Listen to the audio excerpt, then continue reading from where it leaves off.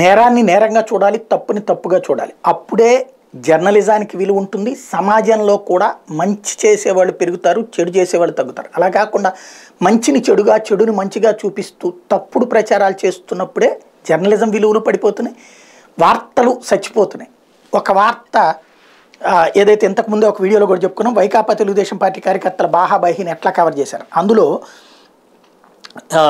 తెలుగుదేశం పార్టీకి సంబంధించిన కార్యకర్త ఒక అతను గాయాల పాలయ్యాడు. ఎందుకంటే డివైడర్ మధ్యలో వైకాపా నాయకులు ఏర్పాటు చేసిన ఫ్లెక్సీలు తగిలి తెలుగుదేశం పార్టీ కార్యకర్త గాయాల పాలయ్యాడు. ఆక్రమించిన కొందరు కార్యకర్తలు ఆ ఫ్లెక్సీలు చించేశారు.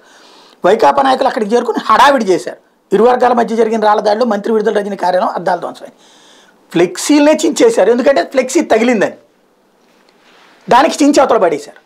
దానికి ఏంటయ్యా అని అడగడానికి వస్తే ఏంద్ర మీరు ఇక్కడ చేసేదని వైసీపీ ఎమ్మెల్యే సంబంధించినటువంటి ఆఫీస్ మీదనే దాడి చేశారు. దాన్ని ఇలా కవర్ చేసుకొచ్చారు. ఇకపోతే అదే తెలుగుదేశం పార్టీ కార్యకర్తపై వైకాపా నాయకులు దాడి. ఇక్కడ చూడండి, గుంటూరు జిల్లా పొన్నూరు మండలం పచ్చల తాడిపరులో సోమవారం తెలుగుదేశం పార్టీ కార్యకర్తపై వైకాపా నాయకులు కర్రలతో దాడి చేశారు. స్థానికుల వివరాల ప్రకారం గ్రామానికి చెందిన ముళ్లపూడి శ్రీకాంత్ తెలుగుదేశం పార్టీలో క్రియాశీల కార్యకర్త. ఇదే గ్రామానికి చెందిన వైకాపా కార్యకర్తలు కొందరిని తెలుగుదేశం పార్టీలో చేరాలని శ్రీకాంత్ ఆహ్వానించారు. వైకాపా కార్యకర్తలు కొందరు చర్చించుకుని తెలుగుదేశం పార్టీలో చేరేందుకు సిద్ధమయ్యారు. విషయం గ్రామానికి చెందిన వైకాపా నాయకులకు తెలిసింది. దీంతో వైకాపా కార్యకర్తలు పలువురు శ్రీకాంత్ను దుర్భాషలాడుతూ కర్రలతో దాడి చేయడంతో చేతులపై గాయాలయ్యాయి. కొంతకాలం క్రిందటే రహదారి ప్రమాదంలోని శ్రీకాంత్ గాయపడ్డారు. బాధితుడి నుంచి ఫిర్యాదు అందలేదని పోలీసులు చెప్పారు. ఇక్కడ అసలు కంప్లైంటు లేదు, వాళ్ళు కొట్టారని అతను చెప్పలా.